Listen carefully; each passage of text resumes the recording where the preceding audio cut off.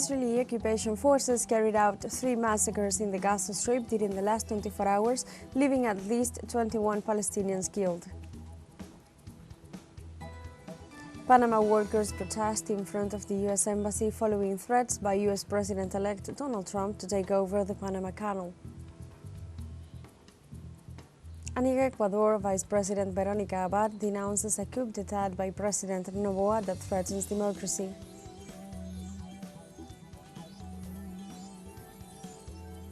Hello and welcome to From the South. I'm Alejandra Garcia from teleSUR Studios in Havana, Cuba. We begin with the news, so stay with us.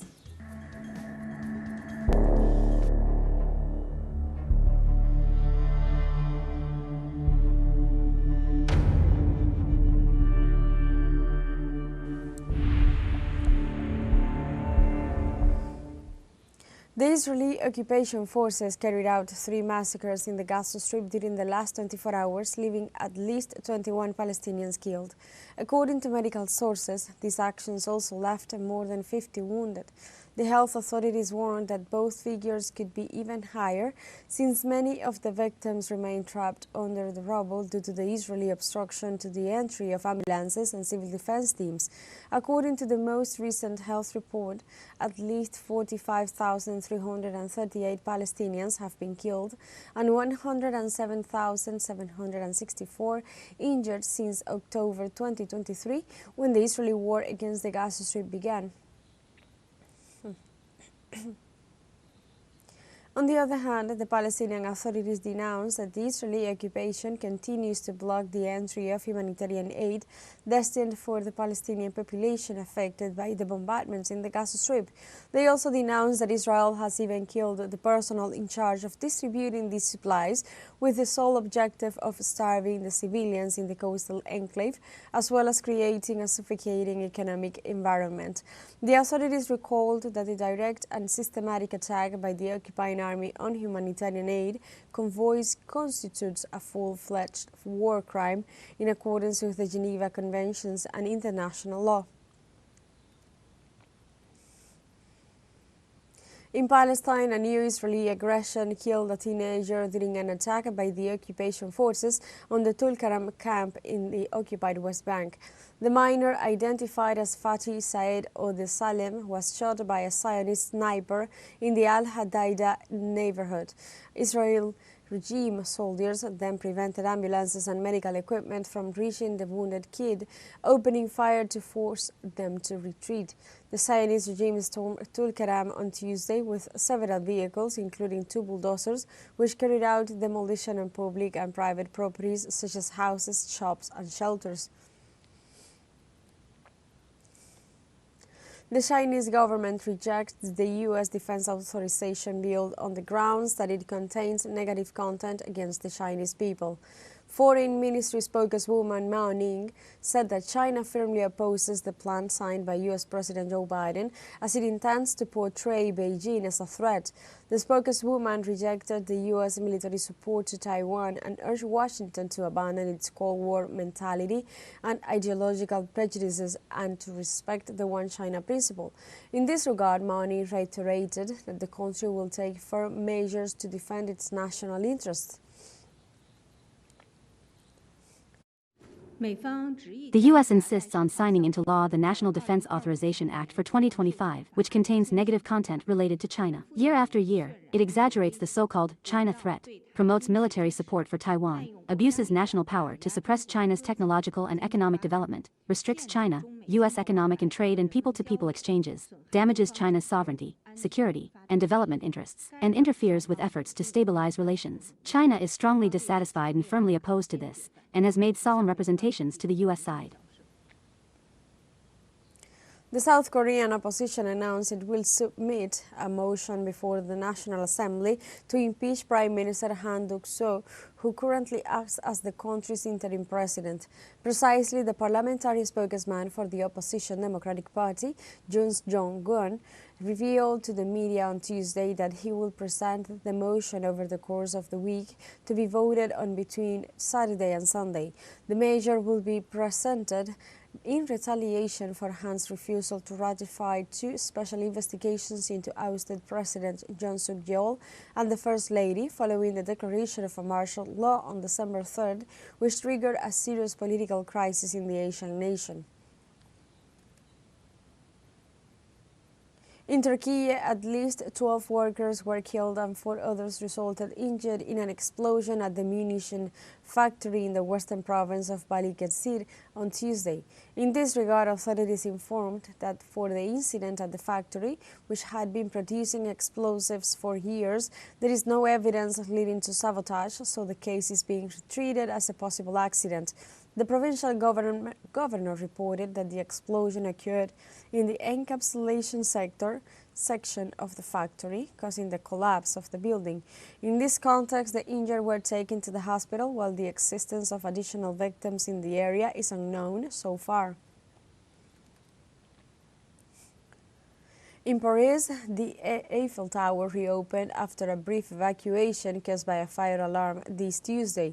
Some 1,200 tourists were evacuated from the iconic monument, but the situation was resolved without incident. Authorities reported that the fire was caused by one of the elevator cables overheating at around 10:30 a.m. local time. The Eiffel Tower has experienced one major fire in the past. The January 1956 blaze in its TV control room caused significant damage to its top section. The Parisian landmark is visited by an average of 15,000 to 25,000 visitors daily.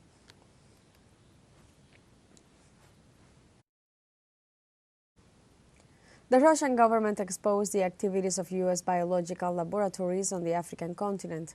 The Kremlin pointed out that Washington is using the African continent as a testing ground for experimental drugs. Moscow denounced that the White House maintains activities with biological weapons without measuring the risk involved in African states in order to make use of them as military tools. Furthermore, Russian authorities warned countries of the region about their cooperation with the United States, since this implies a loss of their national sovereignty in the matter of biosecurity.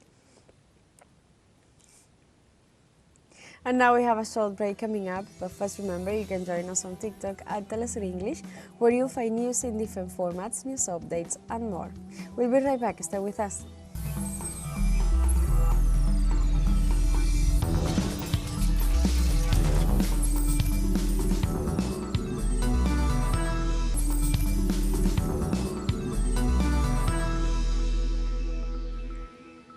Welcome back to From the South. Panama workers protest in front of the U.S. Embassy following threats by U.S. President-elect Donald Trump to take over the Panama Canal. In this way, the workers defend the ownership of the interoceanic waterway, affirming that the canal will continue to be Panamanian patrimony.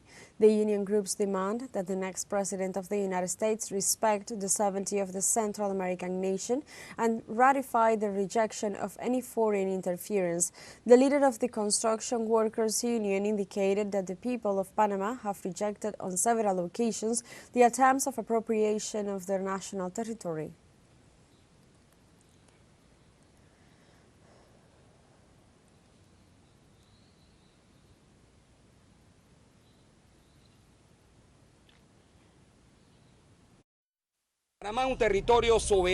Panama is a sovereign territory. The Panamanian people exercise their self-determination. Here there is a canal, and it is Panamanian. Donald Trump and his imperial delirium cannot claim a single centimeter of land in Panama. At the beginning of 1903, the construction of the canal, the U.S. military presence and the adjacent lands were handed over in perpetuity by the oligarchy willing to sell its homeland. This was recovered in the streets by the Panamanian people with their generous blood. January 9, 1964 is the most important glorious deed, but there were other types of acts that took place. For example, the rejection of the 1947 Philos-Hines Treaty was also forged from the streets. All acts of surrender and sellout, the Panamanian people have rejected it permanently and forcefully. The Cuban government continues to achieve social justice goals despite the U.S. economic blockade imposed against the Cuban people. In this regard, while speaking at the 65th anniversary ceremony of the Ministry of Foreign Affairs, President Miguel Díaz-Canel highlighted the achievements of the Cuban Revolution in the international arena by positively influencing Latin America, the Caribbean, and other regions. The Cuban leader pointed out that the world expects from the nation an active role in the defense of social struggles against imperialism and all its forms of discrimination. Díaz-Canel also underlined that several international observers, both friends and adversaries of the country, recognize the influence that the island has had at a global level.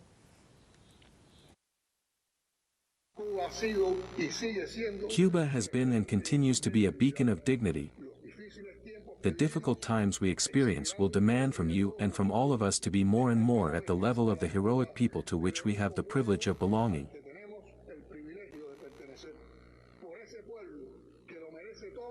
For those people who deserve everything, let us work tirelessly and creatively for victory. Homeland or death, we will triumph.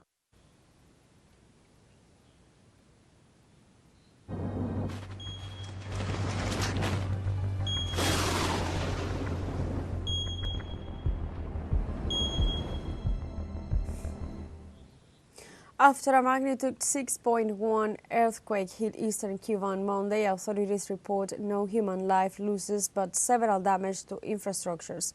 According to the National Seismological Service, the earthquake was registered at 1 a.m. on December 23rd with a depth of 9 kilometers and located at about 35 kilometers southwest of the town of Chivirico in the Santiago de Cuba province. As a result, 90 houses and 4 state buildings suffered damages, with reports of perceptibility being issued from provinces such as Camagüey and Ciego de Ávila. In addition, about 300 aftershocks were recorded.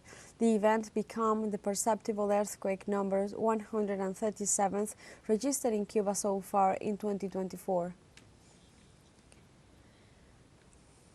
Torrential rains battered northwestern Haiti, leading to flash floods, which brought about at least 7 fatalities and another 10 injured. Authorities specified that about 11,000 buildings have been flooded. Subsequently, deaths have been reported on Rue Tres de Grace, Cuaimo 6, and Mort Bethel areas. In addition, that are still being collected on locations, damages to houses, schools, private offices, and other facilities in various areas of the Port-au-Prince city. In this context, the Hydrometeorological Unit of Haiti issued Monday a flood alert for the departments of Nord and Grand Anse. The Constitutional Council of Mozambique ratified on Monday the electoral victory of the Frelimo party's presidential candidate Daniel Chapo in the October elections. This way, the authority confirmed the candidate of the ruling Mozambique Liberation Front, Frelimo party, obtained 65% of the votes, revising downward the initial results of almost 71%. For his part, Chapo's main adversary in polls, opposition Venancio Mondlane, obtained an upward revision with 24.19% of the votes. The confirmation of the candidate's victory comes after 2 months of street protest sparked after Mondlale's party claimed Frelimo had rigged the election result. According to reports by the local non-governmental organization, the civil unrest cost the lives of 130 people, mostly those of demonstrators who were gunned down. We have a second short break coming up, but before we invite you to visit our YouTube channel at teleSUR English, there you'll be able to rewatch our interviews, top stories, special broadcastings, and more. Hit the subscribe button and activate the notification bell to stay up to date on the world's most recent events. Final short break, don't go away.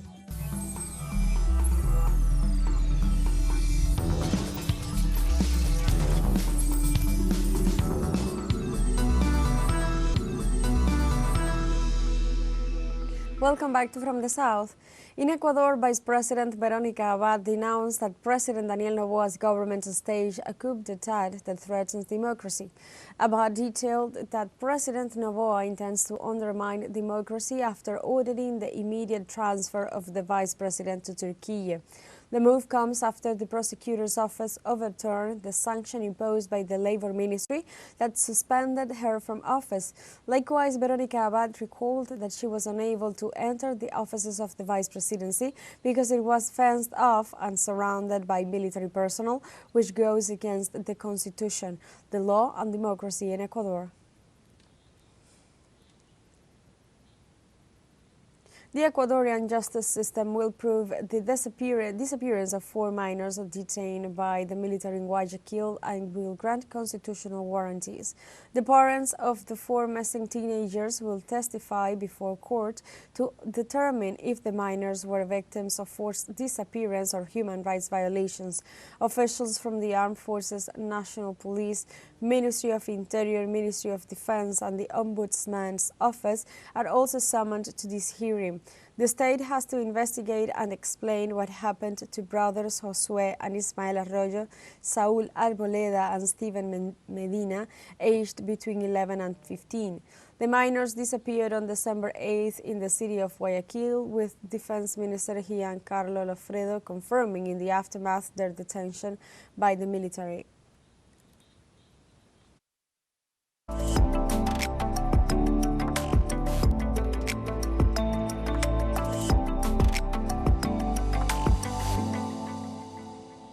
In Mexico, a characteristic element during the Christmas season is piñatas. Our correspondent Antonio Aranda visited the International Piñata Fair, where cultural richness is fused with traditions. This is the report he has prepared for us. In the municipio de Acolman, in the municipality of Acolman in the state of Mexico, 500 years ago the Augustinian friars started the tradition of piñatas. La tradición señala que inicialmente eran ollas. Tradition has it that they were initially clay pots decorated with colored paper. Their purpose was to teach elements of Catholic doctrine in a fun way, according to this chronicler. Aquí había una fiesta dedicada a Huitzilopochtli. Here there was a feast dedicated to Huitzilopochtli. It was called Panquetzalizli, and at the beginning of that feast that lasted 20 days, they hung from a wood at the entrance of the temple, a pot full of feathers and precious stones. Then the Augustinian friars, to eradicate these festivities, used the same clay pot, but instead of filling them with feathers and precious stones, they filled them with fruit. The municipality of Acolman is proud to be considered the birthplace of piñatas in Mexico, which is why it is celebrating the 39th edition of the International Piñata Fair. Highlights Lord, 4th generation of piñata artisans. To speak of Acolman in the state of Mexico is to speak of piñatas. It makes me proud that I continue to preserve an identity in my municipality, that when people hear about Acolman they think about the piñatas, and above all continue to preserve the traditions and culture of our country. In Acolman, more than 100 families are dedicated to making piñatas with different materials and shapes.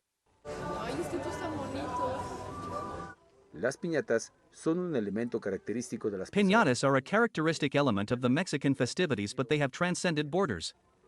La piñata al Perú llega por la televisión. The piñata came to Peru through television. You see it on television, in the movies, in cartoons, and in the celebrations as well. Then Mexicans start arriving to live in Peru and start making piñatas. Therefore there are piñatas in Peru thanks to the Mexicans, who started making them there. It is mainly used in festivities. It is used for children's parties also. La Feria Internacional de la Piñata también incluye. The International Piñata Fair also includes gastronomic and cultural activities. The tradition of piñatas is a clear example of the creativity and joy with which Mexicans celebrate Christmas and other holidays. Antonio Aranda, TeleSUR, Ciudad de México. Venezuela's Executive Vice President Delcy Rodriguez led an event to deliver gifts to children in El Valle Parish as part of the Merry Christmas 2024 plan. The Vice President said that this year more than 14 million toys have been distributed throughout the country, while she affirmed that 2024's greatest achievement is the country's peace.